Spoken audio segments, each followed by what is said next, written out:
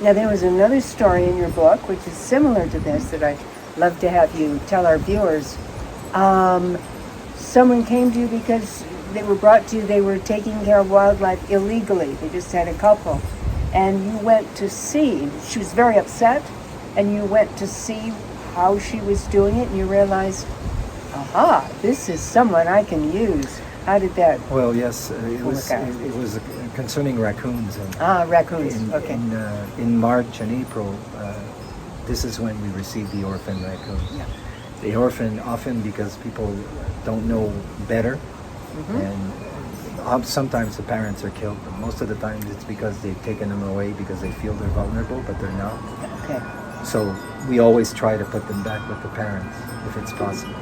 If it's not possible, then we go and seek out foster. And so, of course, my first message in front of the TV at this time of the year is to say, please don't pick up baby raccoons. They don't make good pets. And okay, please listen to this because it makes not only raccoons, but any wildlife. Bunnies, what else?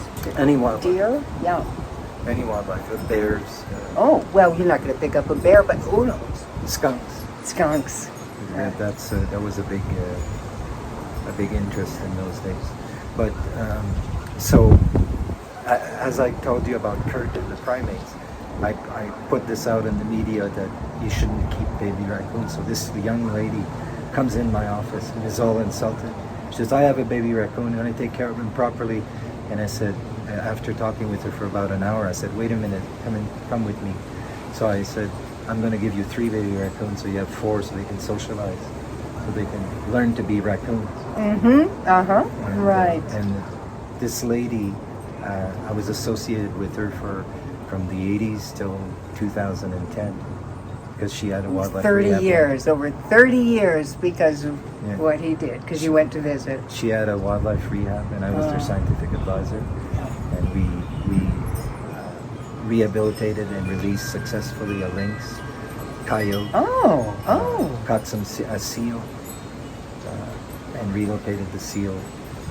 So it was a great partnership. Oh, it sounds like it. Yes, indeed. So these days, do you miss it? And how do you satisfy that desire to help animals? I am a wildlife guy, and when I left to go work for the industry, because after I convinced the pet stores owners not to sell the primates, my position came, they didn't have any use for me anymore because they had the structure in place and they were in financial difficulties. So these 3 pet stores went and saw some people in the industry and said, you need to get this guy. He needs to shape up our industry. And that's what I did from 1990 to 2017. And I created training programs, like if you were a pet store, I tell you how to take care of your animals. I tell you the diet, habitat, and everything. So it was amongst that training program was one of my key realizations. But the wildlife always done, and the reason for the wildlife is that I mentioned to you that my dreams of veterinary medicine were not to be. When I first started the wildlife department, I hooked up with a lady veterinarian who specializes in birds. And so I'd take her wild animals, and she didn't know more about wild animals than I did. So we got to do a lot of veterinary medicine, or practice veterinary medicine. I guess I'll get in trouble for saying that, but the point is that we got the animals, we fixed them, and the priority was always to release them. Yes. And I don't know that you'll get in trouble, because one thing, when I was doing the rehab, all out of pocket. We had to go through training, we needed certificates, we needed Fish and Game to approve of us. Not a penny. All out of pocket. And it's very expensive.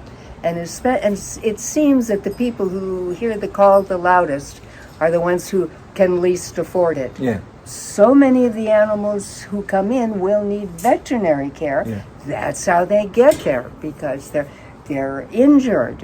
Orphaned, of course, may not need veterinary care, but yes, it's all out of pocket. So donations, when you're thinking about where to donate when it comes time, really do think about wildlife centers because there's a great need for it.